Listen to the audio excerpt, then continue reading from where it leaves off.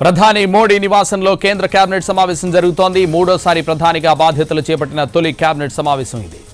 నిన్న కేంద్ర కేబినెట్ మంత్రులుగా ప్రమాణ స్వీకారం చేసిన కొత్త మంత్రులు 30 మంది ఈ రోజు సమావేశానికి హాజరయ్యారు.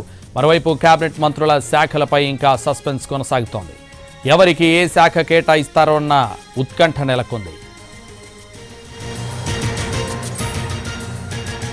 ప్రధాని మోడీ నివాసంలో కేంద్ర కేబినెట్ సమావేశం జరుగుతోంది. మూడోసారి ప్రధానిగా బాధ్యతలు చేపట్టిన తొలి కేబినెట్ సమావేశం ఇది.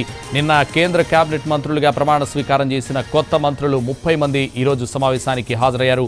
మరోవైపు కేబినెట్ మంత్రుల శాఖలపై ఇంకా సస్పెన్స్ కొనసాగుతూనే ఉంది. ఇదే విషయానికి సంబంధించి మరింత సమాచారం మా ప్రతినిధి రాజు ఢిల్లీ నుంచి లైవ్ లో అందిస్తారు. రాజు, ఇప్పుడు 40 గ్రాముల జీడి ఇంగువ పొడి కొంటే 40 గ్రాముల జీడి ఇంగువ పొడి ఉచితం. ఇప్పుడు 40 గ్రాముల జీడి ఇంగువ పొడి కొంటే 40 గ్రాముల జీడి ఇంగువ పొడి ఉచితం.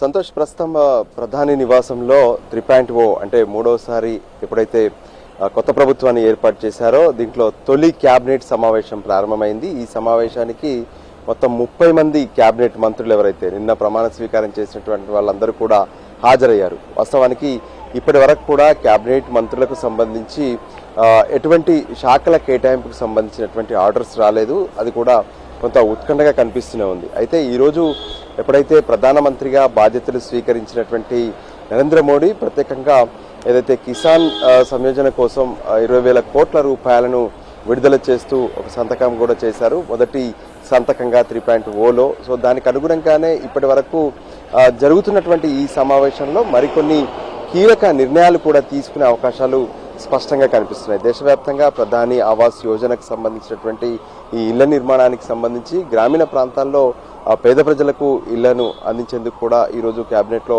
ఒక కీలక నిర్ణయం తీసుకుంటారని కూడా తెలుస్తుంది.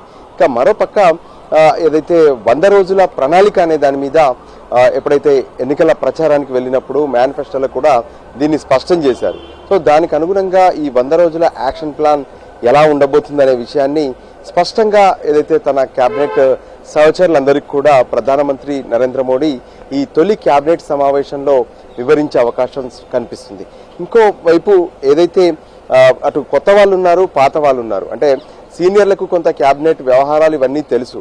కానీ కొత్తగా ఎవరైతే తొలిసారి కేబినెట్లోకి వస్తున్నటువంటి వాళ్లకు దీనికి సంబంధించినటువంటి ఏదైతే కేబినెట్లో మసులుకోవాల్సినటువంటి విధానం కావచ్చు, బయట బహిరంగ సభలు కావచ్చు, లేదంటే శాఖాపరమైనటువంటి నిర్ణయాలు కావచ్చు, వీటన్నిటికి సంబంధించి కూడా ప్రధాని కొంత వివరంగా వాళ్ళందరికీ ఒక దిశ నిర్దేశం చేసే అవకాశం కూడా స్పష్టంగా కనిపిస్తుంది.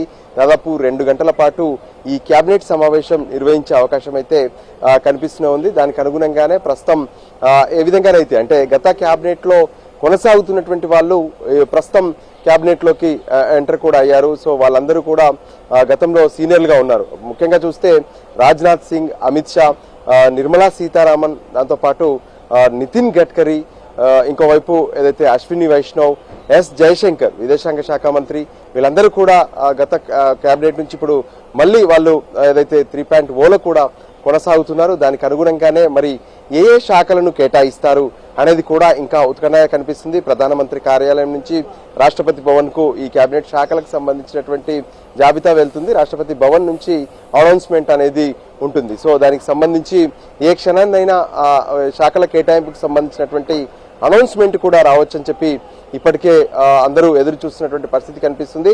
దానికి అనుగుణంగా గత కేబినెట్ లో ఏ విధంగానైతే అంటే గత కేబినెట్ లో కొనసాగినటువంటి మంత్రులు అదే శాఖల్లో కొనసాగే అవకాశాలు ఎక్కువగా కనిపిస్తున్నాయి.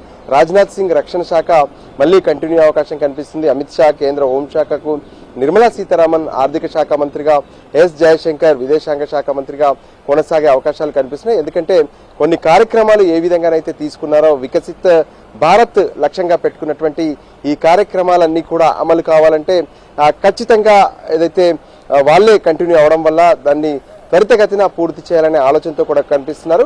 మరోపక్క ఈ 100 రోజుల యాక్షన్ ప్లాన్ ను అమలు చేసే విషయంలో కూడా ఈ కేబినెట్ లో కొంత కీలక చర్చ జరిగే అవకాశం అయితే స్పష్టంగా కనిపిస్తుంది. సంతోష్. రైట్ రాజు.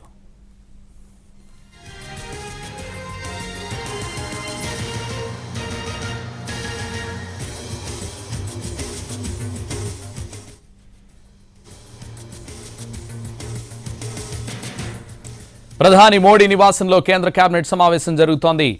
మూడోసారి ప్రధానిగా బాధ్యతలు చేపట్టిన తొలి కేబినెట్ సమావేశం ఇది.